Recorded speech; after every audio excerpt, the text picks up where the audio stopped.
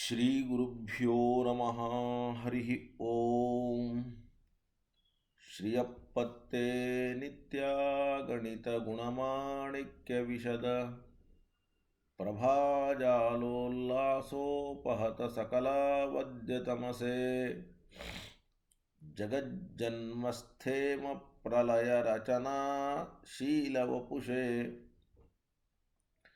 ನಮೋ ಅಶೇಷಾಮ್ನಾಯ ಸ್ಮೃತಿಹೃದಯದೀಪ್ತಾಯ ಹರಯೇ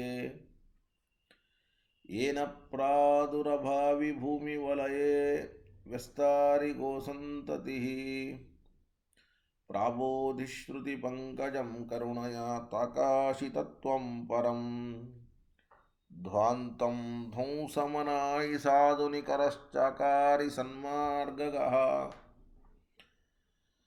तेन व्यासदिवाकरेण सततं मात्याजि मे मानसम् व्याप्तिर्यस्य निजे निजेन महसा पक्षे सपक्षे स्थितिः व्यावृत्तिश्च विपक्षतोत विषये सक्तिर्न वैपादिते नैवास्ति प्रतिपक्षयुक्तिरतुलं शुद्धं प्रमाणं समे भूयात्तत्त्वविनिर्णयाय भगवान् आनन्दतीर्थो मुनिः भवति यदनुभावादेडमूकोऽपि वाग्मी जडमतिरपि जन्तुर्जायते प्राज्ञमौलिः सकलवचनचेतो देवता भारती सा मम वचसि निधत्तां सन्निधिं मानसे च रमानिवासोचितवासभूमिः सन्न्यायरत्नावलिजन्मभूमिः वैराग्यभाग्यो मम पद्मनाभ तीर्थामृताब्धिर्भवताद्विभूत्यै पदवाक्यप्रमाणज्ञान प्रतिवादिमदच्छिदः श्रीमदक्षोभ्य तीर्थाख्यान उपतिष्ठे गुरून्मम श्रीमदानन्दतीर्थार्य सन्मनस्सरसी भुवि अनुव्याख्याननलिने चञ्चरीकति मे मनः न शब्दाब्धौ गाढा न च निगमचर्चा सुचतुरा न च न्याये प्रौढा न च विदितवेद्या अपि वयम् परं श्रीमत्पूर्णप्रमतिगुरुकारुण्यसरणिं प्रपन्ना स्मः किमपि च वदन्तोऽपि महतां भगवता बादरायणेन प्राणिनां निःश्रेयसाय प्रणीतमपि ब्रह्ममीमांसाशास्त्रम् असाधुनिबन्धान्धतमसा अवकुण्ठितत्वेन अप्रणीतमिव मन्यमानो भगवान् आनन्दतीर्थमुनिः यथाचार्याभिप्रायम् अस्य भाष्यं विदाय अनुभाष्यमपि करिष्यन् विलीनप्रकृतितया स्वयमन्तराय विदुरोऽपि अनवरतमीश्वरप्रवणकाय करणवृत्तिरपि नारायणप्रणामादिकं प्रारीप्सितस्य अनन्तराय परिसमाप्ते प्रत्ययस्य च हेतुतया अविगीतशिष्टाचारपरम्परादिना अवगतमवश्यं करणीयं शिष्यान् ग्राहयितुं ग्रन्थादौ निबध्नाति नारायणमिति। नारायणं निखिलपूर्णगुणैकदेहं निर्दोषमप्यतममप्यखिलैः सुवाक्यैः अस्योद्भवादिदमशेषविशेषतोऽपि वन्द्यं सदा प्रियतमं मम सन्नमामि तमेव शास्त्रप्रभवं प्रणम्य जगद्गुरूणां गुरुमञ्जसैव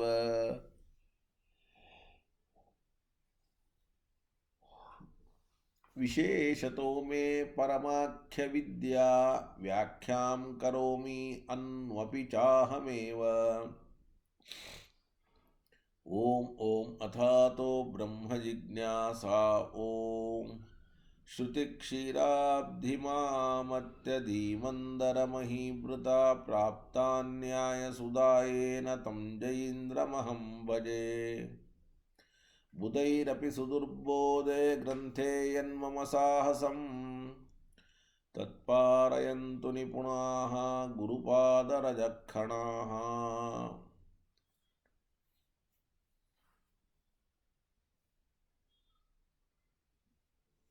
लौकिकालौकिकफललक्षणामृतदोहिनीं गुरुवनुग्रहरूपां तां कामधेनुमुपास्महे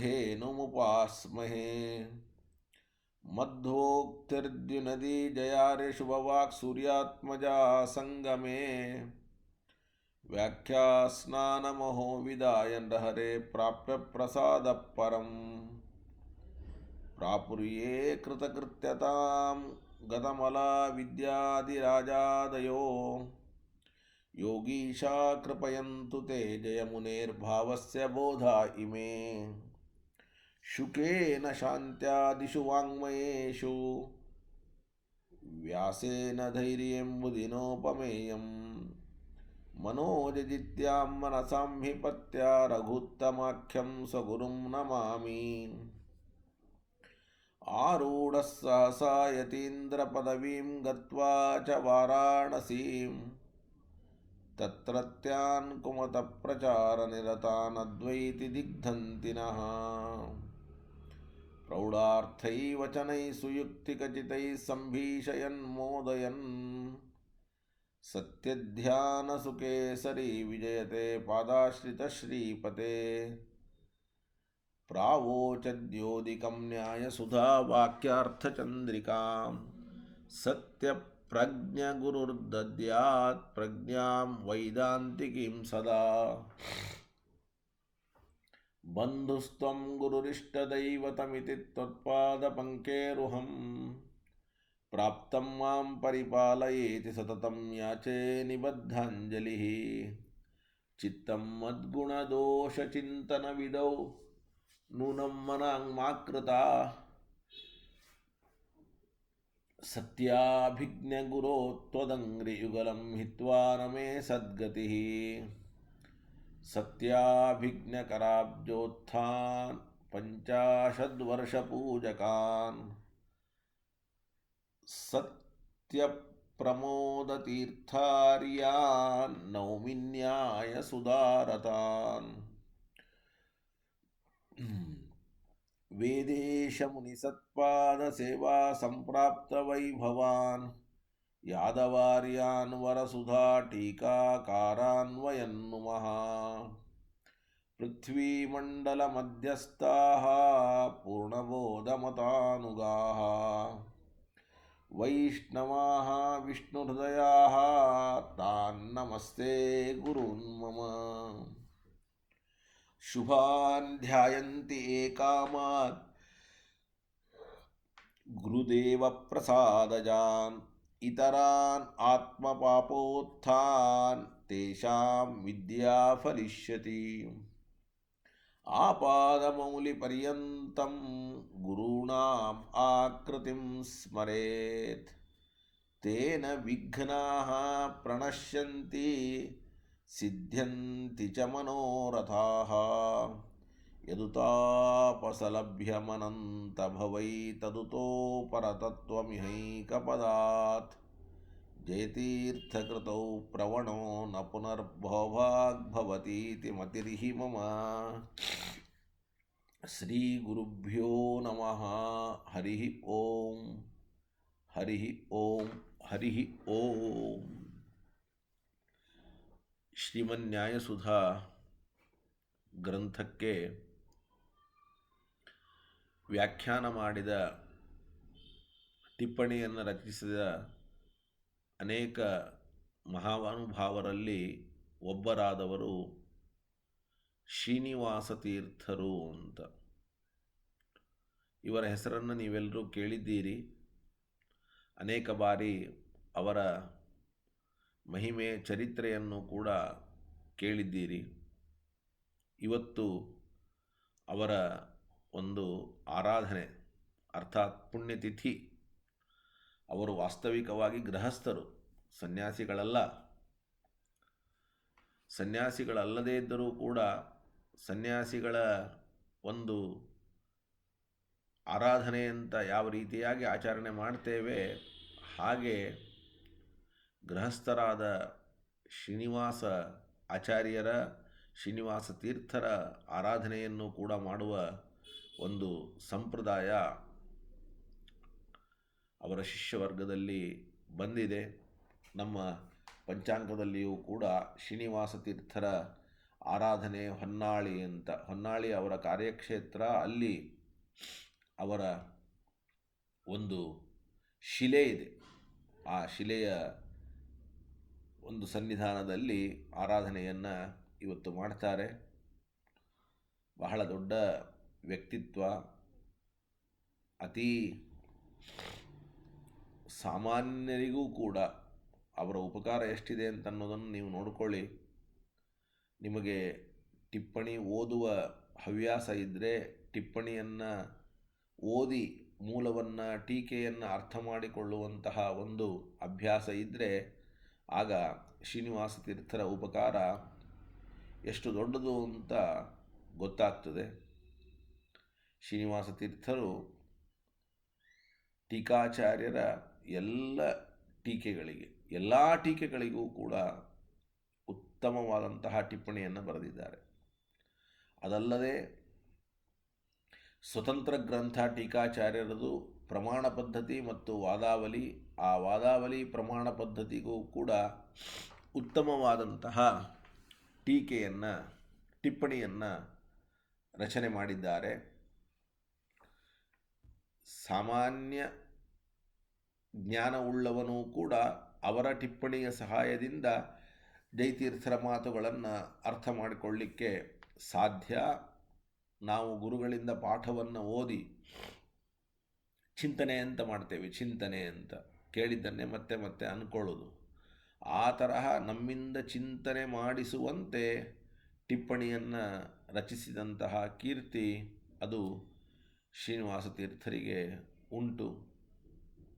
ಅವರನ್ನು ಶ್ರೀನಿವಾಸಾಚಾರ್ಯರು ಅಂತ ಕರೆಯದೆ ತೀರ್ಥ ಅಂತ ಕರೆಯೋದಕ್ಕೆ ಕಾರಣ, ಅವರಿಗೆ ತೀರ್ಥ ಅಂತ ಗೃಹಸ್ಥರಾಗಿದ್ದರೂ ಕೂಡ ಕರೆಯುವಂತಹ ಉದ್ದೇಶ ನಾವು ನೀವಲ್ಲ. ಅವರನ್ನು ತೀರ್ಥ ಅಂತ ಕರೆದದ್ದು, ತೀರ್ಥ ಅಂತ ಪದವಿಯನ್ನು ಪ್ರದಾನ ಮಾಡಿದ್ದು ಕಲಿಯುಗದ ಕಲ್ಪವೃಕ್ಷ ಕಾಮಧೇನುಗಳಾದಂತಹ ಸಾಕ್ಷಾತ್ ರಾಘವೇಂದ್ರ ಸ್ವಾಮಿಗಳು. ರಾಘವೇಂದ್ರ ಸ್ವಾಮಿಗಳ ಪೂರ್ಣ ಅನುಗ್ರಹಕ್ಕೆ ಪಾತ್ರರಾದ ಮಹಾನುಭಾವರು. ರಾಘವೇಂದ್ರ ಸ್ವಾಮಿಗಳು ಅನುಗ್ರಹವನ್ನು ಮಾಡಿ ತೀರ್ಥ ಪದವಿಯನ್ನು ಕೊಟ್ಟಿದ್ದಾರೆ ಅಂದರೆ ಇವರ ವ್ಯಕ್ತಿತ್ವ ಎಷ್ಟು ದೊಡ್ಡದಿರ್ಬೋದು ಅಂತ ನೋಡಿ. ರಾಘವೇಂದ್ರ ಸ್ವಾಮಿಗಳ ಸಮಕಾಲೀನರಾದವರು ಶ್ರೀನಿವಾಸಾಚಾರ್ಯರು. ಅವರು ತುಂಗಭದ್ರಾ ನದಿಯ ತೀರದಲ್ಲಿಯೇ ವಾಸ ಮಾಡುವವರು. ಒಂದು ಸಂದರ್ಭದಲ್ಲಿ ರಾಘವೇಂದ್ರ ಸ್ವಾಮಿಗಳು ಸಂಚಾರ ಮಾಡ್ತಾ, ಇಬ್ಬರೂ ಕೂಡ ಗ್ರಂಥ ಲೇಖಕರೇ, ಟಿಪ್ಪಣಿಯನ್ನು ಬರೆಯುವವರೇ. ರಾಘವೇಂದ್ರ ಸ್ವಾಮಿಗಳು ಸಂಚಾರ ಕ್ರಮೇಣ ಶ್ರೀನಿವಾಸ ತೀರ್ಥರ ಊರಿಗೆ ಬಂದಿದ್ದಾರೆ. ಅವರಿನ್ನೂ ಶ್ರೀನಿವಾಸ ಆಚಾರ್ಯರು, ಶ್ರೀನಿವಾಸ ತೀರ್ಥರಲ್ಲ. ಆಗ ರಾಘವೇಂದ್ರ ಸ್ವಾಮಿಗಳು ಗ್ರಂಥವನ್ನು ಬರೆಯೋದಕ್ಕೆ ಇಂಕು, ನಾವು ಕನ್ನಡದಲ್ಲಿ ಮಸಿ ಅಂತೀವಿ ಅದಕ್ಕೆ. ಈಗ ಇಂಕಿನ ಪರಿಚಯನೇ ಇಲ್ಲ, ಯಾಕೆಂದರೆ ಯಾರಿಗೂ ಕೂಡ ಬರೆಯುವ ಪರಿಚಯನೂ ಇಲ್ಲ. ಏನಿದ್ರೂ ಕೂಡ ಈಗ ವಾಟ್ಸ್ಯಾಪ್ ಮೆಸೇಜಿನ ಕಾಲವಾದದ್ದರಿಂದ ನಮಗೆ ಪೆನ್ನೇ ಮರ್ತೋಗಿದೆ, ಇನ್ನು ಇಂಕಂತೂ ದೂರತೋಪಾಸ್ತ. ಇಂಕನ್ನು ಆ ಲೇಖನಿಯಲ್ಲಿ ಹಾಕಿ ಬರೆಯುವಂತಹ ಪ್ರಸಂಗ. ಆದರೆ ರಾಘವೇಂದ್ರ ಸ್ವಾಮಿಗಳಲ್ಲಿ ಆ ಇಂಕು ಖಾಲಿಯಾಗಿಬಿಟ್ಟಿದೆ. ಆಗ ತಮ್ಮ ಶಿಷ್ಯರನ್ನು ಕರೆದು ಹೇಳ್ತಾರೆ, ನೋಡಿ ಇಲ್ಲಿ ಯಾರಾದರೂ ಮನೆಯಲ್ಲಿ ಇಂಕಿದ್ರೆ ನೀವು ಇಸ್ಕೊಂಡು ಬನ್ನಿ ಅಂತ. ಆಗ ರಾಘವೇಂದ್ರ ಸ್ವಾಮಿಗಳ ಶಿಷ್ಯರು ಮನೆ ಮನೆಗೆ ಹೋಗ್ತಾರೆ, ಕೇಳ್ತಾರೆ, ಇಲ್ಲ ಇಲ್ಲೊಬ್ಬರು ಬಿದರಹಳ್ಳಿ ಶ್ರೀನಿವಾಸಾಚಾರ್ಯರು ಅಂತಿದ್ದಾರೆ, ನಿಮಗೆ ಅವರ ಮನೆಯಲ್ಲಿ ಸಿಗಬಹುದು ಅಂತ ಹೇಳ್ತಾರೆ. ಅವರ ಮನೆಯಲ್ಲಿ ನಿಮಗೆ ಸಿಗಬಹುದು ಅಂತ.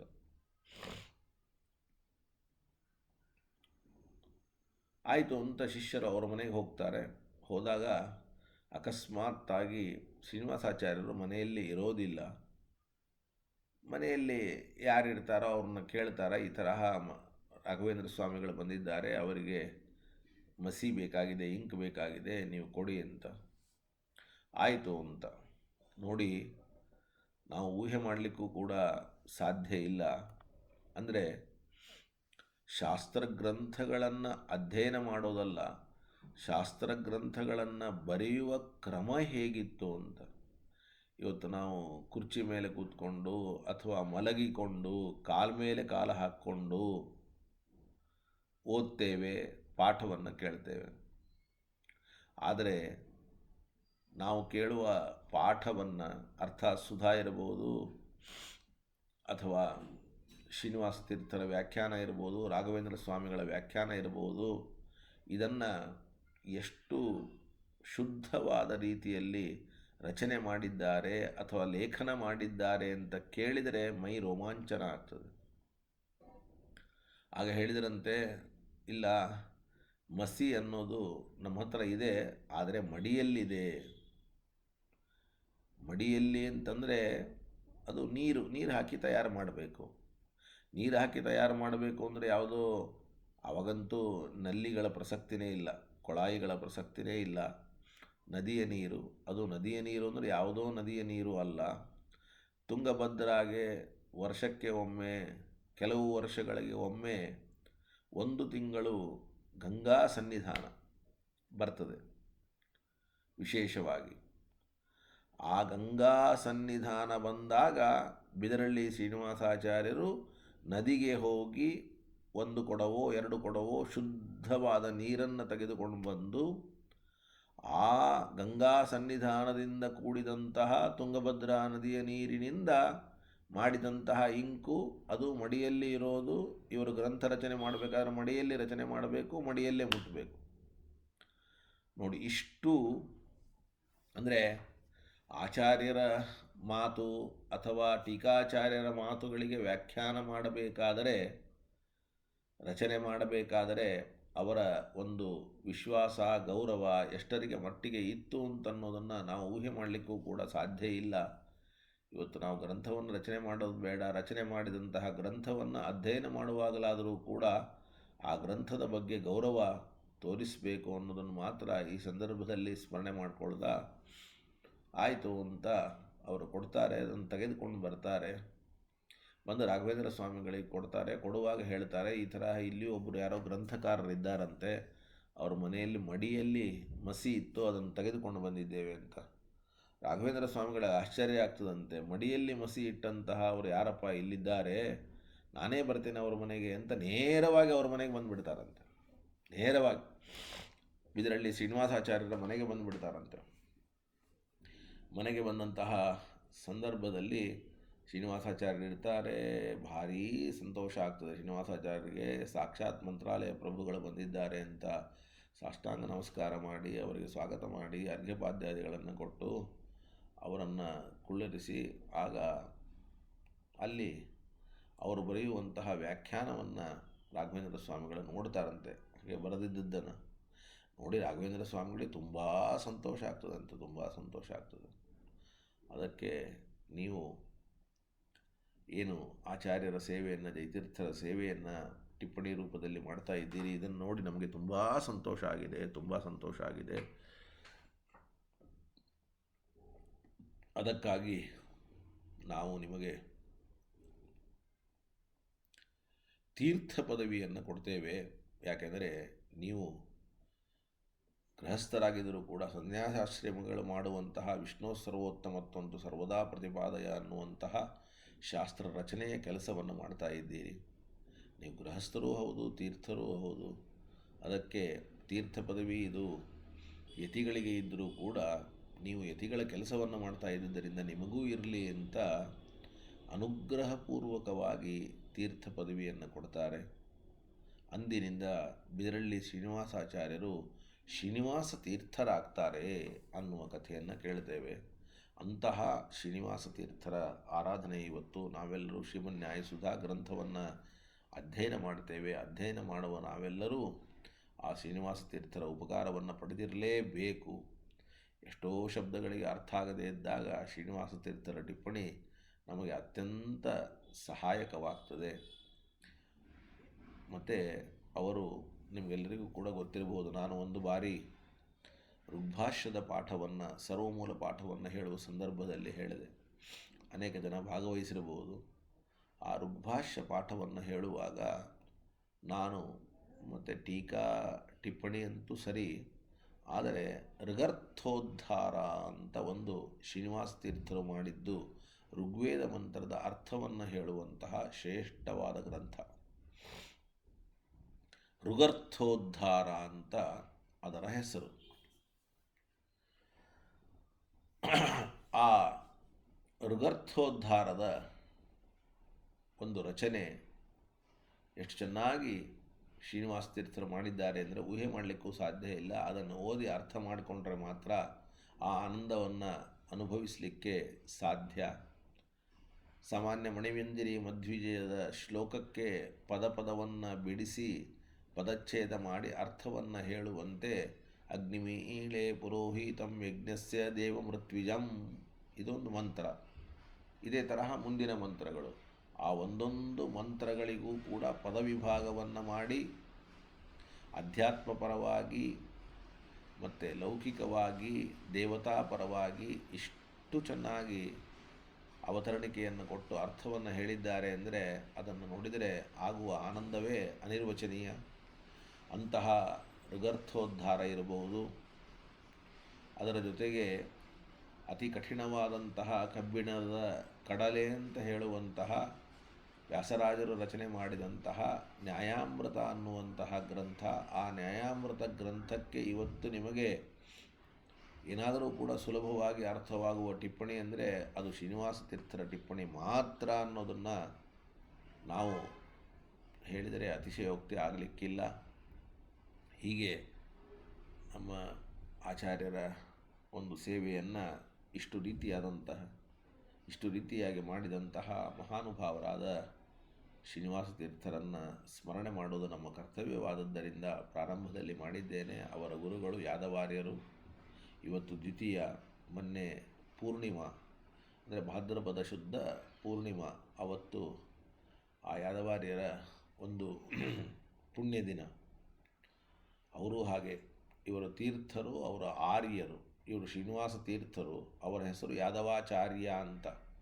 ಯಾದವಾಚಾರ್ಯ ಇದ್ದರೂ ಕೂಡ ಅವರಿಗೆ ಯಾದವಾರ್ಯ ಅಂತ ಆರ್ಯ ಅನ್ನುವಂತಹ ಪದವಿಯನ್ನು ಕರುಣಿಸಿದಂಥವರು ಮಹಾನುಭಾವರು. ಅಂತಹ ಆರ್ಯ ಪದವಿಯನ್ನು ಪಡೆದಂತಹ ಯಾದವಾಚಾರ್ಯರು ಶ್ರೀನಿವಾಸ ತೀರ್ಥರ ಗುರುಗಳು. ಶ್ರೀನಿವಾಸ ತೀರ್ಥರಿಗೆ ಎಲ್ಲ ವಿದ್ಯೆಗಳನ್ನು ಧಾರೆ ಎರೆದು ಕೊಟ್ಟಂಥವರು. ಅಂತಹ ಗುರುಗಳ ಮತ್ತು ಶಿಷ್ಯರ ಒಂದು ಆರಾಧನೆಯ ಪರ್ವಕಾಲ ಅಂತ ಹೇಳಿದರೂ ಕೂಡ ಅತಿಶಯೋಕ್ತಿ ಆಗಲಿಕ್ಕಿಲ್ಲ. ಯಾದವಾರ್ಯರು ಕೂಡ ವಿಶೇಷವಾಗಿ ಶ್ರೀಮನ್ಯಾಯ ಸುಧಾ ಗ್ರಂಥಕ್ಕೆ ವ್ಯಾಖ್ಯಾನವನ್ನು ಮಾಡಿದ್ದಾರೆ.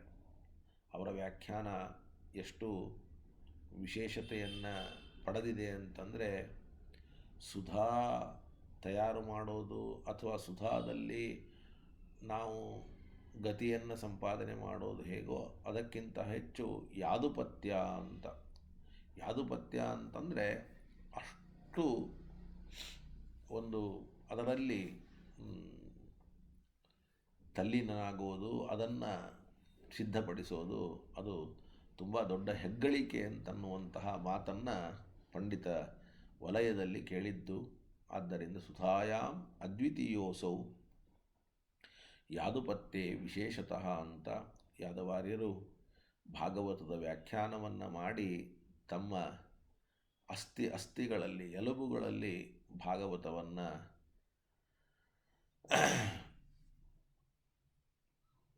ಮಾಡಿಕೊಂಡವರು. ಕರಗತ ಅಂತೀವಿ, ಕರಗತ ಅಲ್ಲ, ಅಸ್ಥಿಗತವನ್ನಾಗಿ ಮಾಡಿಕೊಂಡವರು ಮಹಾನುಭಾವರಾಗಿರತಕ್ಕಂತಹ ಯಾದವಾರ್ಯರು. ಅಂತಹ ಯಾದವಾರ್ಯರ ಶ್ರೀನಿವಾಸ ತೀರ್ಥರ ಮಹಿಮೆ ಬಹಳಷ್ಟು ಇದೆ. ಎಷ್ಟಿದೆ ಅಂತ ಹೇಳಲಿಕ್ಕೆ ಆಗೋದಿಲ್ಲ, ಅಷ್ಟಿದೆ. ಅವರ ಮಹಿಮೆಯನ್ನು, ಚರಿತ್ರೆಯನ್ನು, ಕಥೆಯನ್ನು ನಾನು ಹೇಳಿಲ್ಲ. ಆದರೂ ಅವರ ಸ್ಮರಣೆ ನಮ್ಮೆಲ್ಲರಿಗೂ ಕೂಡ ತಾರಕವಾದಂತಹದ್ದು. ಅಂತಹ ನಾವು ನಿತ್ಯದಲ್ಲಿಯೂ ಕೂಡ ವೇದೇಶ ಮುನಿ ಸತ್ಪಾದ ಸೇವಾ ಸಂಪ್ರಾಪ್ತ ವೈಭವಾನ್ ಯಾದವಾರ್ಯಾನ್ ವರಸುಧಾಟೀಕಾಕಾರಾನ್ ವಯಂ ನುಮಃ ಎನ್ನುವುದಾಗಿ ಶ್ರೀನಿವಾಸ ತೀರ್ಥರಿಗೆ ನಾವು ನಮಸ್ಕಾರವನ್ನು, ಯಾದವಾರ್ಯರಿಗೆ ನಮಸ್ಕಾರವನ್ನು ಮಾಡುತ್ತೇವೆ. ಅಂತಹ ಯಾದವಾರ್ಯರ ಶಿಷ್ಯರೇ ಶ್ರೀನಿವಾಸ ತೀರ್ಥರು. ಅವರಿಬ್ಬರ ಅನುಗ್ರಹ ನಮಗೆ ನಿರಂತರವಾಗಿ ಆಗಲಿ ಅಂತ ಹೇಳ್ತಾ ಶ್ರೀಮನ್ಯಾಯ ಸುಧಾದ ಸಮುದಾಯಾಧಿಕರಣದ ಪಾಠವನ್ನು ಮುಂದೆ ವರಿಸೋಣ. ಜಗತ್ತು ಸ್ಥಾಯಿ ಅಂತ ಸಮರ್ಥನೆಯನ್ನು ಮಾಡುವಂತಹ ಪ್ರಮಾಣ ಅಂದರೆ ಪ್ರತ್ಯಭಿಜ್ಞ. ಸೋಯಂ ದೇವದತ್ತಃ ಅಥವಾ ಸೋಯಂ ಘಟಃ ಅನ್ನುವಂತಹ ಪ್ರತ್ಯಭಿಜ್ಞ ಇದು ಜಗತ್ತನ್ನು ಸ್ಥಾಯಿ ಅಂತ ಹೇಳಿಕೊಡ್ತದೆ. ಆದರೆ ಈ ಪ್ರತ್ಯಭಿಜ್ಞ ಭ್ರಾಂತಿ ಅಂತ ಹೇಳಿಬಿಟ್ರು ಅವರು. ಆ ವಸ್ತು ಇರೋದೇ ಇಲ್ಲ, ಆ ವಸ್ತು ನಾಶವಾಗಿರುತ್ತದೆ, ಅದೇ ತರಹದ ವಸ್ತು ಇರುತ್ತದೆ, ಅದೇ ತರಹದ ವಸ್ತುವನ್ನು ನೋಡಿ ಅದೇ ವಸ್ತು ಅಂತ ನೀವು ಭ್ರಮಿಸ್ತೀರಿ.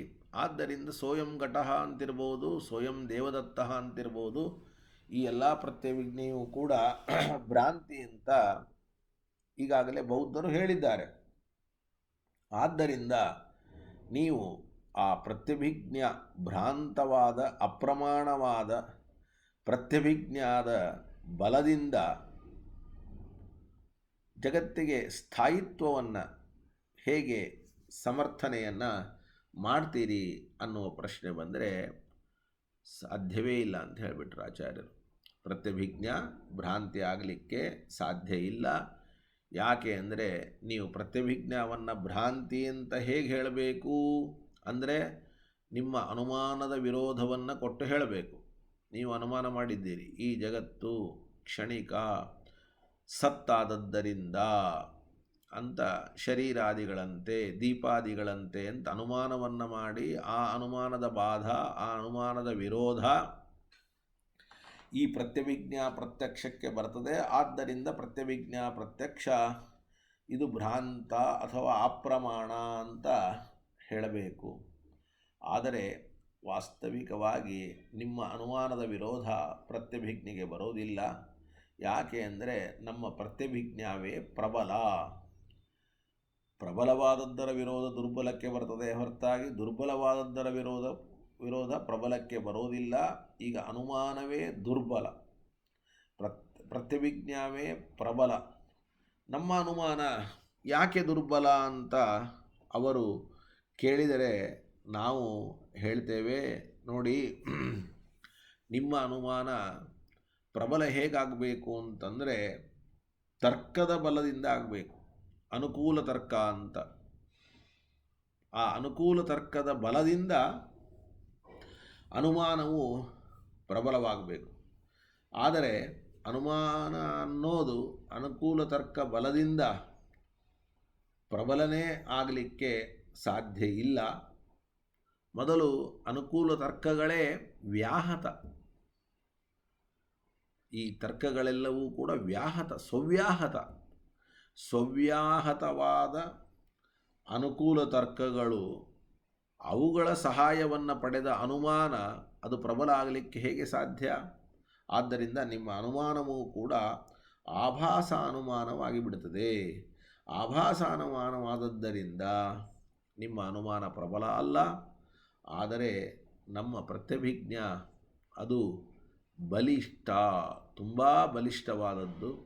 ಬಲಿಷ್ಠವಾದ ಪ್ರತ್ಯಭಿಜ್ಞಾವನ್ನು ನೀವೇನೂ ಕೂಡ ಮಾಡಲಿಕ್ಕೆ ಸಾಧ್ಯ ಇಲ್ಲ. ಆದ್ದರಿಂದ ದುರ್ಬಲವಾದ ಅನುಮಾನದ ವಿರೋಧ ಪ್ರತ್ಯಭಿಜ್ಞೆಗೆ ಬರದೇ ಇದ್ದದ್ದರಿಂದ ಪ್ರತ್ಯಭಿಜ್ಞಾ ಪ್ರಮಾಣಭೂತವಾದ ಪ್ರತ್ಯಭಿಜ್ಞಾದಿಂದ ಜಗತ್ತು ಸ್ಥಾಯಿ ಅಂತ ಸಿದ್ಧವಾಗ್ತದೆ ಅಂತ ಈ ರೀತಿಯಾಗಿ ನಾವು ಹೇಳಿಕೊಟ್ವಿ. ಇದು ಹಿಂದೆ ಆದಂತಹ ಪಾಠ.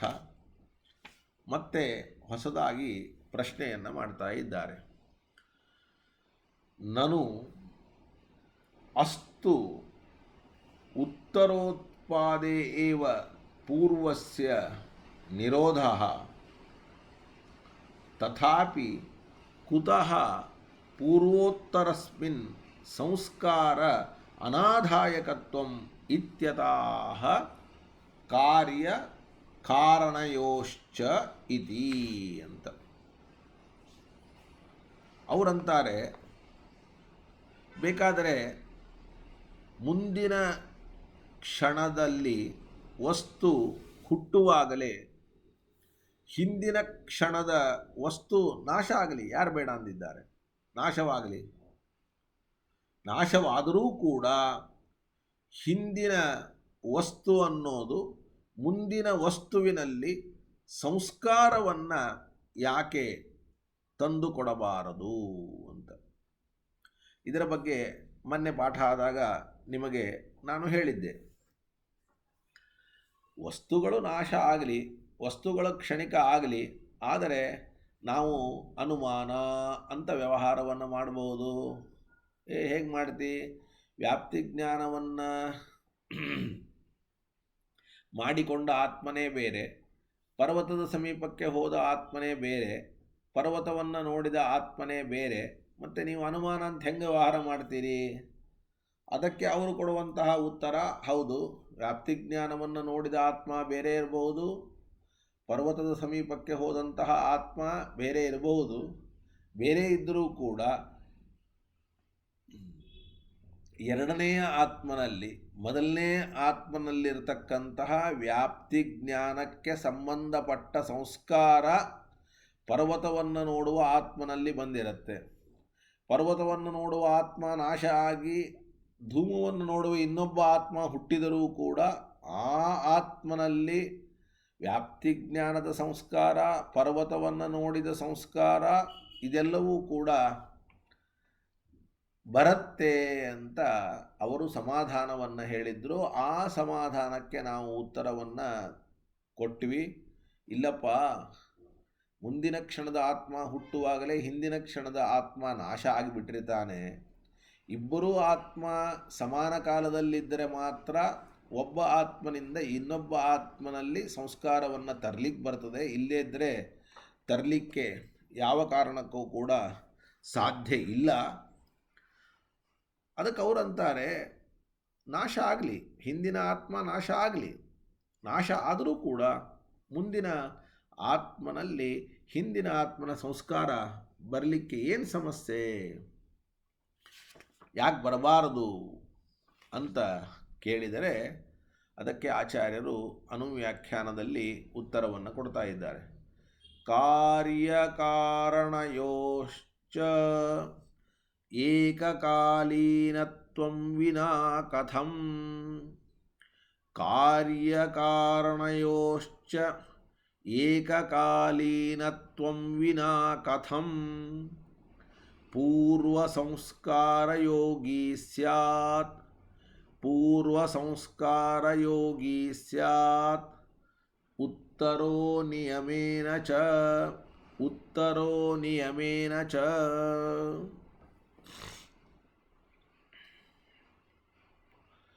ಕಾರ್ಯ ಮತ್ತು ಕಾರಣಗಳು ಎರಡೂ ಕೂಡ ಒಂದೇ ಕಾಲದಲ್ಲಿ ಇರಬೇಕು. ಒಂದೇ ಕಾಲದಲ್ಲಿ ಇಲ್ಲದೇ ಇದ್ದರೆ ಉತ್ತರ ವಸ್ತು ಪೂರ್ವ ವಸ್ತುವಿನ ಸಂಸ್ಕಾರವನ್ನು ಪಡೆಯಲಿಕ್ಕೆ ಸಾಧ್ಯ ಇಲ್ಲ.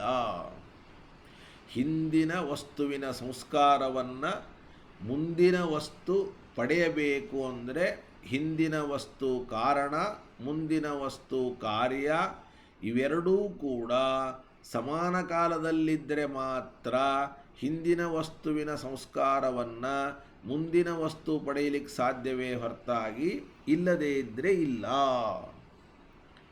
ನೋಡಿ, ಉತ್ತರೋತ್ಪಾದೆ ಏವ ಪೂರ್ವಸ್ಯ ನಿರೋಧಾತ್. ಉತ್ತರ ಅಂದರೆ ಮುಂದಿನ ಆತ್ಮನೋ ಮುಂದಿನ ವಸ್ತುವೋ ಹುಟ್ಟಿದಾಗ ಪೂರ್ವಸ್ಯ ನಿರೋಧಾತ್ ಹಿಂದಿನ ವಸ್ತು ಅದು ನಾಶವಾಗಿ ಬಿಟ್ಟಿದೆ. ಕಾರ್ಯಕಾರಣಯೋ ಏಕಕಾಲೀನತ್ವಂ ತಾವತ ನಾಸ್ತಿ ಇತಿ ಲಭ್ಯತೆ. ಕಾರ್ಯಕಾರಣಗಳು ಒಂದೇ ಕಾಲದಲ್ಲಿ ಇರಲಿಕ್ಕೆ ಸಾಧ್ಯ ಅಂತನ್ನತಕ್ಕಂಥದ್ದು ಇಲ್ಲ.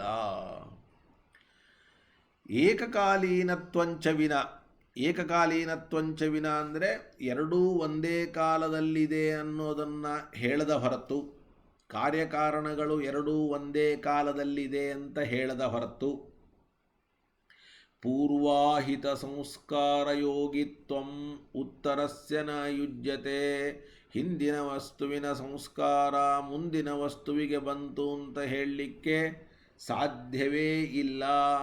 ಅಂದಮೇಲೆ ಎಲ್ಲ ಕಡೆಯೂ ನಿಯಮೇನ ಹಿಂದಿನ ವಸ್ತು ನಾಶವಾಗಿದ್ದರೂ ಮುಂದಿನ ವಸ್ತುವಿನಲ್ಲಿ ಹಿಂದಿನ ವಸ್ತುವಿನ ಸಂಸ್ಕಾರ ಬರ್ತದೆ ಅಂತ ಹೇಳ್ತಿರಲ್ಲ, ಇದು ಎಷ್ಟರ ಮಟ್ಟಿಗೆ ಸರಿ? ಕ್ವಚಿದಪಿ ನ ಯುಜ್ಯತೆ ಕುತಃ ಸರ್ವತ್ರ. ಒಂದು ಸ್ಥಳ ತೋರಿಸಿ, ಒಂದು ಸ್ಥಳ ಅಂದರೆ ಹಿಂದಿನ ವಸ್ತು ನಾಶ ಆಗಿರಬೇಕು, ಮುಂದಿನ ವಸ್ತು ಹುಟ್ಟಿರಬೇಕು, ಆ ಮುಂದಿನ ವಸ್ತುವಿನಲ್ಲಿ ಹಿಂದಿನ ವಸ್ತುವಿನ ಸಂಸ್ಕಾರ ಬಂದಿರಬೇಕು. ಒಂದೇ ಒಂದು ಸ್ಥಳ ತೋರಿಸಿ. ಒಂದು ಸ್ಥಳವೂ ಇಲ್ಲ ಅಂದಮೇಲೆ ಎಲ್ಲ ಕಡೆಯಲ್ಲಿಯೂ ಕೂಡ ಹಿಂದಿನ ವಸ್ತುವಿನ ಸಂಸ್ಕಾರ ಮುಂದಿನ ವಸ್ತುವಿನಲ್ಲಿ ಪರ್ವತ, ಧೂಮ, ವನ್ನಿ, ಅದನ್ನು ನೋಡುವ ವ್ಯಕ್ತಿ, ವ್ಯಾಪ್ತಿ ಜ್ಞಾನ ಎಲ್ಲ ಕಡೆ ಅಂತ ಹೇಳ್ತಿದ್ದಿರಲ್ಲ. ಹೇಗೆ ಸಾಧ್ಯ? ಸಾಧ್ಯವೇ ಇಲ್ಲ. ಒಂದು ಕಡೆ ತೋರಿಸಿದರೆ ನಾವು ಇನ್ನೊಂದು ಕಡೆ ಒಪ್ಕೋತೀವಿ, ಒಂದು ಕಡೆನೂ ಇಲ್ಲದೇ ಇದ್ದಾಗ ಎಲ್ಲ ಕಡೆ ಅಂತ ಏನು ಹೇಳ್ತಾ ಇದ್ದೀರಿ? ಇದನ್ನು ಅಸಂಭಾವಿತ ಅಂತ ನಾವು ಹೇಳಬೇಕೆ, ಒಪ್ಪಲಿಕ್ಕೆ ಸಾಧ್ಯ ಇಲ್ಲ ಅಂತ ಹೇಳಬೇಕೇ ಹೊರತಾಗಿ ಬೇರೆ ಮಾರ್ಗ ಅಂತನ್ನತಕ್ಕಂಥದ್ದು ಇಲ್ಲ. ನಿಯಮೇನ ಚೈತ್ಯನೇನ ಕ್ವಚಿದಪಿ ನ ಯುಜ್ಯತೆ ಕುತಃ ಸರ್ವತ್ರ ಇತಿ ಸೂಚಯತಿ. ಯದ್ವಾ ಏಕಕಾಲೀನತ್ವೇ ಏವ ಸಂಸ್ಕಾರಾರ್ಪಕತ್ವಂ ದೃಷ್ಟಂ ನ ಭಿನ್ನಕಾಲತ್ವೇ ಇತಿ ವ್ಯಾಪ್ತೇರಿತ್ಯರ್ಥಃ. ನಿಯಮ ಅನ್ನೋದಕ್ಕೆ ವ್ಯಾಪ್ತಿ ಅಂತ ಅರ್ಥ.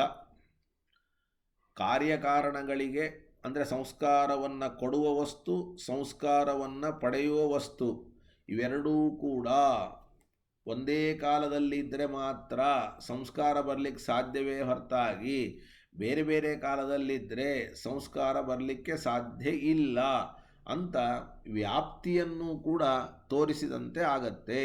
ಯದ್ವಾ ಏಕಕಾಲೀನತ್ವೇ ಏವ ಸಂಸ್ಕಾರಾರ್ಪಕತ್ವಂ ದೃಷ್ಟಂ ನ ಭಿನ್ನಕಾಲತ್ವೇ ಇತಿ ವ್ಯಾಪ್ತೇರಿತ್ಯರ್ಥಃ. ಇಲ್ಲಿಗೆ ಒಂದು ವಿಷಯ ಮುಗೀತು. ಇನ್ನು ಅವರು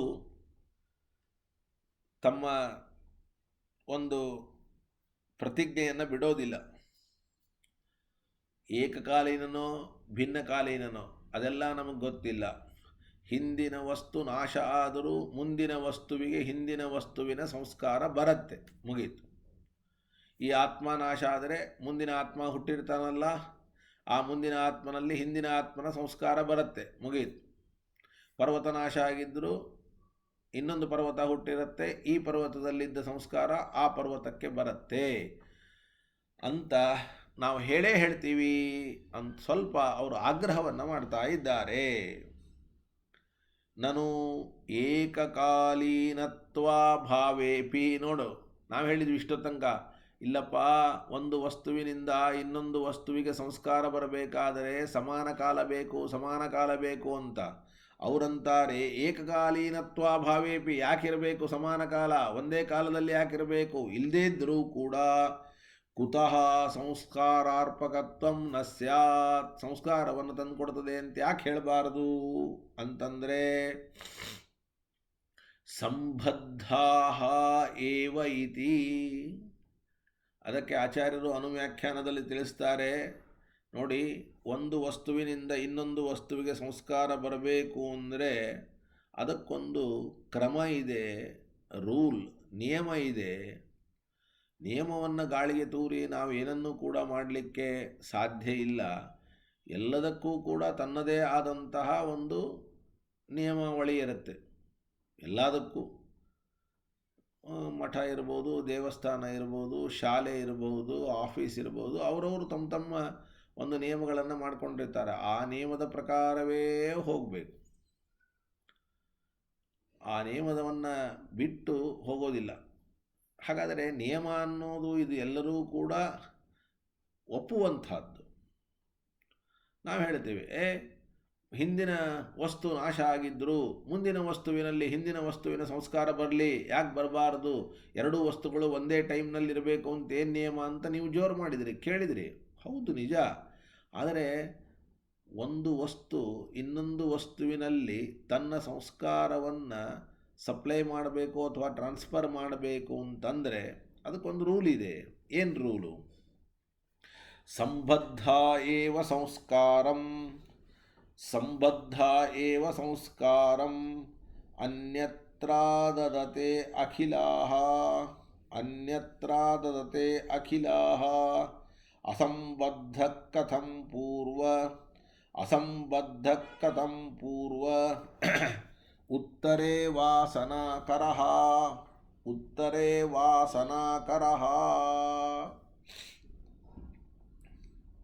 ಈಗ ನೋಡಿ, ನಾವು ಕೇಳ್ತೇವೆ, ಹಿಂದಿನ ವಸ್ತುವಿನಿಂದ ಮುಂದಿನ ವಸ್ತುವಿಗೆ ಸಂಸ್ಕಾರ ಟ್ರಾನ್ಸ್ಫರ್ ಆಗ್ತದೆ ಅಂದರೆ ಹಿಂದಿನ ವಸ್ತುವಿಗೂ ಮುಂದಿನ ವಸ್ತುವಿಗೂ ಸಂಬಂಧ ಬೇಕೋ ಬೇಡೋ?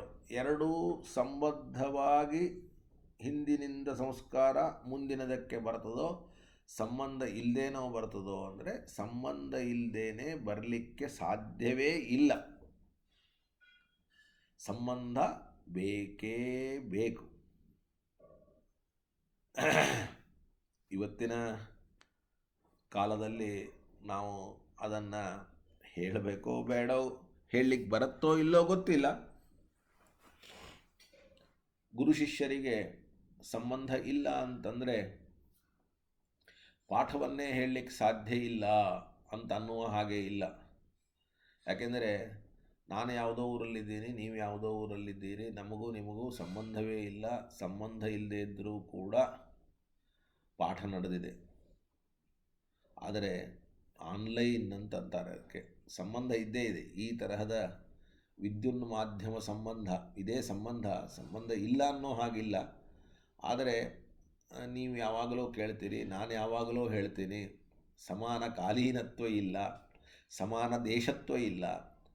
ಸಮಾನ ಕಾಲೀನತ್ವ ಸಮಾನ ದೇಶತ್ವ ಇಲ್ಲದೇ ಇದ್ದರೂ ಕೂಡ ಪಾಠ ನಡೆದಿದೆ ಅಂತ ನೀವು ಕೇಳಬಹುದು.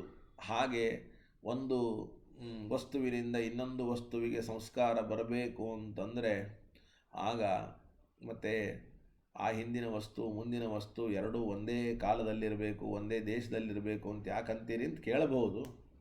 ಆದರೆ ಆ ವಿಷಯ ಬೇರೆ, ಈ ವಿಷಯ ಬೇರೆ. ಇಲ್ಲಿ ನಾವು ಬೇರೆ ತರಹದ ಮಾಧ್ಯಮಗಳಿಂದ ಈ ಒಂದು ವ್ಯವಸ್ಥೆಯನ್ನು ನಾವು ಮಾಡಿಕೊಂಡಿದ್ದೇವೆ. ಆದ್ದರಿಂದ ಈ ಒಂದು ದೃಷ್ಟಾಂತವನ್ನು ನಾವು ಕೊಡಲಿಕ್ಕೆ ಬರೋದಿಲ್ಲ ವಾಸ್ತವಿಕವಾಗಿ. ಆದರೆ ಸಾಕ್ಷಾತ್ತಾಗಿ ಸಂಸ್ಕಾರ ಬರಬೇಕು ಅಂತಾದರೆ ಆಗ ಆ ವಸ್ತು ಈ ವಸ್ತುವಿಗೆ ಸಂಬಂಧವಾಗಿರಲೇಬೇಕು. ಸಂಬಂಧವಾಗದೇನೆ, ಸಮಾನ ದೇಶ ಕಾಲಗಳು ಇಲ್ಲದೇನೆ ಸಂಸ್ಕಾರವನ್ನು ತಂದುಕೊಡಲಿಕ್ಕೆ ಸಾಧ್ಯ ಇಲ್ಲ. ಅದನ್ನು ಹೇಳ್ತಾರೆ. ಸಂಸ್ಕಾರವನ್ನು ಹುಟ್ಟಿಸುವಂತಹ ಎಲ್ಲ ವಸ್ತುಗಳು, ಸಂಸ್ಕಾರವನ್ನು ಹುಟ್ಟಿಸುವ ಯಾವ್ಯಾವ ವಸ್ತು ಇದೆ ಆ ಎಲ್ಲ ವಸ್ತುಗಳೂ ಕೂಡ ಎಲ್ಲಿ ತಾವು ಸಂಸ್ಕಾರವನ್ನು ಹುಟ್ಟಿಸಬೇಕೋ ಆ ವಸ್ತುವಿನ ಸಂಪರ್ಕ, ಸಂಬಂಧ, ಆ ಸಂಬಂಧವನ್ನು ಹೊಂದಿಯೇ ಅಲ್ಲಿ ಸಂಸ್ಕಾರವನ್ನು ಹುಟ್ಟಿಸಬೇಕೇ ಹೊರತಾಗಿ ಸಂಬಂಧವನ್ನು ಹೊಂದದೇನೆ ಸಂಸ್ಕಾರವನ್ನು ಹುಟ್ಟಿಸಲಿಕ್ಕೆ ಸಾಧ್ಯ ಇಲ್ಲ. ಆದ್ದರಿಂದ ಮುಂದಿನ ಕಾಲದ ವಸ್ತುವಿನ ಸಂಬಂಧ ಇಲ್ಲದೇನೆ ಹಿಂದಿನ ವಸ್ತು ಮುಂದಿನ ವಸ್ತುವಿನಲ್ಲಿ ಸಂಸ್ಕಾರವನ್ನು ಹೇಗೆ ಹುಟ್ಟಿಸ್ತದೆ? ಸಂಬಂಧ ಬೇಕೋ ಬೇಡಪ್ಪ? ಅಸಂಬದ್ಧ ಕಥಂ ಪೂರ್ವೇ ಉತ್ತರೇ ವಾಸನಾಕರಃ, ಪೂರ್ವ ಉತ್ತರೇ ವಾಸನಾಕರಃ. ಇದಕ್ಕೆ ಟೀಕಾಚಾರ್ಯರು ವ್ಯಾಖ್ಯಾನವನ್ನು ಮಾಡ್ತಾರೆ. ಯಸ್ಮಾತ್ ಅಂತ ಹಚ್ಕೊಳ್ಬೇಕು. ಯಸ್ಮಾತ್ ಅಖಿಲಾಹ, ಅಖಿಲಾಹ ಅಂದರೆ ಸಂಸ್ಕಾರ ಆದಾಯಕಾಹ ಚಂಪಕ ಕುಸುಮಾದಯ ಪದಾರ್ಥಾಃ ತೈಲಾದಿಭಿಃ ಸಂಬದ್ಧಾಃ ಏವ ಅನ್ಯತ್ರ ತೈಲಾದೌ ಸಂಸ್ಕಾರಂ ಆದದತೆ ನ ಅಸಂಬದ್ಧಾಃ ಇತ್ಯಸ್ತಿ ನಿಯಮಃ. ನಮ್ಮೆಲ್ಲರ ಅನುಭವಕ್ಕೆ ಹತ್ತಿರದ ಉದಾಹರಣೆಯನ್ನು ಟೀಕಾಚಾರ್ಯರು ಕೊಡ್ತಾರೆ. ನೀವು ನೋಡಿಕೊಳ್ಳಿ, ಯಾವುದೇ ಒಂದು ವಸ್ತುವಿನ ಗುಣಧರ್ಮ ಇನ್ನೊಂದು ವಸ್ತುವಿಗೆ ನಾವು ತರಬೇಕು ಅಂದರೆ ಆ ಇನ್ನೊಂದು ವಸ್ತುವಿಗೂ ಗುಣಧರ್ಮ ಉಳ್ಳ ವಸ್ತುವಿಗೂ ನಾವು ಲಿಂಕ್, ಸಂಬಂಧವನ್ನು ಮಾಡಲೇಬೇಕು. ಎಷ್ಟು ಸುಂದರವಾದ ಉದಾಹರಣೆಯನ್ನು ಕೊಡ್ತಾರೆ. ಇವತ್ತು ಸೆಂಟ್ ಅಂತ ನೀವು ಅನ್ಬಹುದು, ಅಥವಾ ಸುಗಂಧದ ಎಣ್ಣೆ ಅಂತ ಅನ್ಬಹುದು. ಆ ಎಣ್ಣೆಯಲ್ಲಿ ಸುಗಂಧ ಇಲ್ಲ, ಸುಗಂಧ ಆ ಎಣ್ಣೆಯಲ್ಲಿ ಇಲ್ಲ. ಹಾಗಾದರೆ ಆ ಎಣ್ಣೆಯಲ್ಲಿ ಸುಗಂಧ ಯಾವುದರಿಂದ ಬಂತು? ಸುಗಂಧ ಇರೋದೆಲ್ಲಿ? ಹೂವಿನಲ್ಲಿ. ಸಂಪಿಗೆಯ ಹೂವಿನಲ್ಲಿಯೋ ಅಥವಾ ಮಲ್ಲಿಗೆಯ ಹೂವಿನಲ್ಲಿಯೋ ಸುಗಂಧ ಇದೆ. ಆ ಸಂಪಿಗೆ ಇವೇ ಮೊದಲಾದ ಹೂವಿನಲ್ಲಿರುವಂತಹ ಏನು ಸುವಾಸನೆ ಇದೆ, ಆ ಸುವಾಸನೆಯನ್ನು ನೀವು ಎಣ್ಣೆಗೆ ತರಬೇಕು ಅಂದರೆ ಎಣ್ಣೆಗೂ ಹಾಗೂ ಆ ಸುವಾಸನೆ ಇರುವಂತಹ ಪುಷ್ಪಕ್ಕೂ ಸಂಬಂಧ ಮಾಡಿದರೆ ಮಾತ್ರ ಪುಷ್ಪದಲ್ಲಿರತಕ್ಕ ವಾಸನೆ ಎಣ್ಣೆಗೆ ಬರಬಹುದೇ ಹೊರತಾಗಿ ಇಲ್ಲದೇ ಇದ್ದರೆ ಬರಲಿಕ್ಕೆ ಸಾಧ್ಯ ಇಲ್ಲ. ವಿಚಾರ ಮಾಡಿ. ಹಾಗಾದರೆ ಸಂಸ್ಕಾರ ಅಂದರೆ ಸಂಪಿಗೆ ಹೂವಿನಲ್ಲಿರುವ ಸುವಾಸನೆ. ಇದು ಎಣ್ಣೆಯಲ್ಲಿ ಬರಬೇಕು ಅಂದರೆ ಪುಷ್ಪಕ್ಕೂ ತೈಲಕ್ಕೂ ಸಂಬಂಧ ಆಗಬೇಕು. ಅಸಂಬದ್ಧವಾಗಿ ತೈಲದಲ್ಲಿ ಮತ್ತು ಪುಷ್ಪದಲ್ಲಿರತಕ್ಕಂಥ ಸಂಸ್ಕಾರ ಅರ್ಥಾತ್ ಸುವಾಸನೆ ಬರಲಿಕ್ಕೆ ಹೇಗೆ ಸಾಧ್ಯವಿಲ್ಲವೋ ಹಾಗೆ ಅಂತ ಇಲ್ಲಿ ತುಂಬ ಸುಂದರವಾದ ಉದಾಹರಣೆ ಕೊಡ್ತಾರೆ ನೋಡಿ. ಅದು ನೋಡ್ಕೊಳ್ಳಿ, ಯಾವುದು ಬೇಕಾದಿರಲಿ, ಸಂಸ್ಕಾರವನ್ನು ತರುವ ಅಥವಾ ತನ್ನ ಗುಣವನ್ನು ತರುವ ಸಂಸ್ಕಾರಾದಾಯಕಾಹ. ಚಂಪಕ ಅಂದರೆ ಸಂಪಿಗೆ ಹೂವು, ಚಂಪಕ ಅಂತ ಸಂಪಿಗೆ ಹೂವಿಗೆ ಕರೀತಾರೆ. ಚಂಪಕ ಕುಸುಮಾದಯ, ಮೈಸೂರು ಸ್ಯಾಂಡಲ್ ಸೋಪನ್ನು ತಯಾರು ಮಾಡುವಂತಹ ನಮ್ಮ ಬೆಂಗಳೂರಿನಲ್ಲೇ ಇರುವಂತಹ ಬೇಕಾದರೆ ಫ್ಯಾಕ್ಟ್ರಿಗೆ ಹೋಗಿ ಕೇಳಿ, ಆ ವಾಸನೆಯನ್ನು ನೀವು ಹೇಗೆ ತರ್ತೀರಿ ಅಂತ. ಆ ಚಂಪಕ ಕುಸುಮಾದಯ ಅಂದರೆ ಸಂಪಿಗೆ ಮೊದಲಾದ ಏನು ಹೂಗಳಿದೆ ಆ ಪದಾರ್ಥಾ ತೈಲಾದಿಭಿಃ ಸಂಬದ್ಧಾಃ ಏವ, ತೈಲಾದಿಭಿಃ ಸಂಬದ್ಧ ಏವ, ತೈಲಾದಿಗಳ ಜೊತೆಗೆ ಸಂಬದ್ಧವಾಗಿಯೇ ಸಂಸ್ಕಾರಂ ಆದದತೆ, ಸಂಸ್ಕಾರವನ್ನು ಅಂದರೆ ತನ್ನಲ್ಲಿರತಕ್ಕಂತಹ ಗುಣವನ್ನು ತಂದು ಆ ತೈಲದಲ್ಲಿ ಕೊಡುತ್ತದೆ. ನ ಅಸಂಬದ್ಧಾಃ ಇತ್ಯಸ್ತಿ ನಿಯಮಃ. ಸಂಬಂಧ ಇಲ್ಲದೇನೆ ತನ್ನಲ್ಲಿರತಕ್ಕಂತಹ ಗುಣವನ್ನು ಕೊಡಲಿಕ್ಕೆ ಸಾಧ್ಯ ಇಲ್ಲ. ನ ಚ ಭಿನ್ನಕಾಲಯೋ ಸಂಬಂಧೋ ಯುಜ್ಯತೆ. ಹಾಗಾದರೆ ಸಂಬಂಧ ಇರಲೇಬೇಕು ಅಂತಾಯಿತು. ಸಂಬಂಧ ಇರಬೇಕು ಅಂದರೆ ಅದೊಂದು ಕಾಲದಲ್ಲಿ ಇದೊಂದು ಕಾಲದಲ್ಲಿ ಪೂರ್ವ ವಸ್ತು ನಾಶ ಆಗಿಬಿಟ್ಟಿದೆ, ಉತ್ತರ ವಸ್ತು ಇವಾಗಿದೆ. ಹಾಗಾದರೆ ಬೇರೆ ಬೇರೆ ಕಾಲದಲ್ಲಿರ್ತಕ್ಕಂಥವುಗಳಿಗೆ ಸಂಬಂಧವನ್ನು ಹೇಳಲಿಕ್ಕೆ ಸಾಧ್ಯ ಇಲ್ಲ. ತಸ್ಮಾತ್ ಉತ್ತರೇಣ ಅಸಂಬದ್ಧ, ಆದ್ದರಿಂದ ಹಿಂದಿನ ವಸ್ತು ಮುಂದಿನ ವಸ್ತುವಿಗೆ ಸಂಬಂಧವಾಗಿಲ್ಲ, ಆಗದೇ ಇದ್ದದ್ದರಿಂದ ಪೂರ್ವ ತಸ್ಮಿನ್ ಉತ್ತರೆ ವಾಸನಾಯಾಂ ನ ಕುರ್ಯಾತ್, ಹಿಂದಿನ ಪದಾರ್ಥವು ಮುಂದಿನ ಪದಾರ್ಥದಲ್ಲಿ, ಯಾಕೆಂದರೆ ಅದರ ಸಂಬಂಧವೇ ಇಲ್ಲಲ್ಲ, ಮುಂದಿನ ಪದಾರ್ಥ ಹುಟ್ಟುವಾಗ ಹಿಂದಿನ ಪದಾರ್ಥ ನಾಶವಾಗಿ ಬಿಟ್ಟಿರುತ್ತದೆ, ಸಂಬಂಧವೇ ಇಲ್ಲದೇ ಇದ್ದದ್ದರಿಂದ ತನ್ನಲ್ಲಿರತಕ್ಕಂತಹ ಸಂಸ್ಕಾರವನ್ನು ಮುಂದಿನ ವಸ್ತುವಿಗೆ ಯಾವ ಕಾರಣಕ್ಕೂ ಕೂಡ ಕೊಡಲಿಕ್ಕೆ ಸಾಧ್ಯ ಅಂತನ್ನತಕ್ಕಂಥದ್ದು ಇಲ್ಲ ಅನ್ನುವಂತಹ ಮಾತನ್ನು ಇಲ್ಲಿ ಹೇಳ್ತಾ ಇದ್ದಾರೆ. ಅಂದಮೇಲೆ ನೀವು ಜಗತ್ತಿನಲ್ಲಿ ಯಾವುದೇ ವಸ್ತುವನ್ನು ತೆಗೆದುಕೊಳ್ಳಿ, ಅದು ಸಂಸ್ಕಾರವನ್ನು ಕೊಡಬೇಕು ಅಂದರೆ ಯಾವುದಕ್ಕೆ ಕೊಡಬೇಕೋ ಅದರ ಜೊತೆಗೆ ಸಂಬಂಧವಿದ್ದರೆ ಮಾತ್ರ ಕೊಡ್ತದೆ. ಅದರ ಜೊತೆಗೆ ಸಂಬಂಧ ಇರಬೇಕು ಅಂದರೆ ಎರಡೂ ಒಂದೇ ಕಾಲದಲ್ಲಿ ಇರಬೇಕು. ಹಾಗಾದರೆ ನೀವು ಎರಡೂ ಒಂದೇ ಕಾಲದಲ್ಲಿರತಕ್ಕ ವಸ್ತುಗಳನ್ನು ತೆಗೆದುಕೊಂಡು ಹಿಂದಿನ ವಸ್ತುವು ಇರುವಾಗ ಮುಂದಿನ ವಸ್ತು ಇರೋದಿಲ್ಲ, ಮುಂದಿನ ವಸ್ತು ಇರುವಾಗ ಹಿಂದಿನ ವಸ್ತು ಇರೋದಿಲ್ಲ, ಆದರೂ ಹಿಂದಿನ ವಸ್ತುವಿನ ಸಂಸ್ಕಾರ ಮುಂದಿನ ವಸ್ತುವಿಗೆ ಬರ್ತದೆ ಅಂತಂದರೆ ಇದು ವ್ಯವಹಾರಕ್ಕೆ ಲೋಕಕ್ಕೆ ವಿರುದ್ಧವಾದ ಮಾತು. ಇದನ್ನು ಯಾವ ಕಾರಣಕ್ಕೂ ಕೂಡ ಒಪ್ಪಲಿಕ್ಕೆ ಸಾಧ್ಯ ಇಲ್ಲ ಅನ್ನುವ ಮಾತನ್ನು ಆಚಾರ್ಯರು ತಿಳಿಸಿ, ಉಕ್ತಂ ಅರ್ಥಂ ಬುದ್ಧ್ಯಾರೋಹಾರ್ಥಂ ಸಂಕಲಯ್ಯ ಆಹ ಏಕಕಾಲತಯ ಇತಿ ಅಂತ.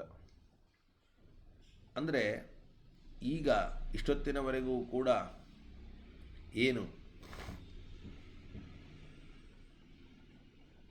ಹೇಳಿದರು ಅರ್ಥವನ್ನು, ಇದನ್ನೇ ನಮ್ಮ ಅಂದರೆ ಇಷ್ಟ ತನಕ ಏನು ಹೇಳಿದರು, ಹಿಂದಿನ ವಸ್ತು ಮುಂದಿನ ವಸ್ತು ಎರಡೂ ಕೂಡ ಸಮಾನ ಕಾಲದಲ್ಲಿ ಇದ್ದರೆ ಮಾತ್ರ ಹಿಂದಿನ ವಸ್ತುವಿನ ಸಂಸ್ಕಾರವನ್ನು ಮುಂದಿನ ವಸ್ತುವಿನಲ್ಲಿ ಕೊಡಲಿಕ್ಕೆ ಸಾಧ್ಯ. ಯಾಕೆಂದರೆ ಸಂಬಂಧಕ್ಕೆ ಕಾಲ ಬಹಳ ಮಹತ್ವದ್ದು, ಸಂಬಂಧ ಇಲ್ಲದೆ ಕೊಡಲಿಕ್ಕೆ ಬರೋದಿಲ್ಲ, ಸಂಬಂಧ ಇರಬೇಕು ಅಂದರೆ ಕಾಲ ಬೇಕು ಅನ್ನುವ ಮಾತನ್ನು ಇಲ್ಲಿ ಹೇಳಿದ್ದಾರೆ. ಅದು ನಮಗಿನ್ನೂ ಸ್ಪಷ್ಟ ಆಗಬೇಕು. ಸ್ಪಷ್ಟ ಆಗೋದರ ಸಲುವಾಗಿ ಹೇಳ್ತಾ ಇದ್ದಾರೆ, ಏಕಕಾಲತಯ ಇತಿ ಅಂತ. ಏಕಕಾಲತಯ ಇತಿ ಅಂತ. ಏಕಕಾಲತಯ ಯೋಗಂ ವಿನಾ ಸಂಸ್ಕಾರತಃ ಕಥಂ. ಏಕಕಾಲತಯ ಯೋಗಂ ವಿನಾ ಸಂಸ್ಕಾರತಃ ಕಥಂ. ಇದನ್ನು ನಾಳೆ ದಿವಸ ಕೇಳೋಣ. ನಾಳೆ ನಾಡಿದ್ದು ಕೂಡ ಆನ್ಲೈನಲ್ಲೇ ಪಾಠ ಇರುತ್ತೆ. ಮತ್ತು ನಾಳೆ ಸಿಗೋಣ. ಶ್ರೀಕೃಷ್ಣಾರ್ಪಣಮಸ್ತು. ಶುಭಾನ್ ಧ್ಯಾಯಂತೆ ಏಕಾಮಾನ್ ಗುರುದೇವ ಪ್ರಸಾದಜಾನ್ ಇತರಾನ್ ಆತ್ಮಪಾಪೋತ್ಥಾನ್ ತೇಷಾಂ ವಿದ್ಯಾ ಫಲಿಷ್ಯತಿ. ಹರಯೇ ನಮಃ. ಹರಯೇ ನಮಃ.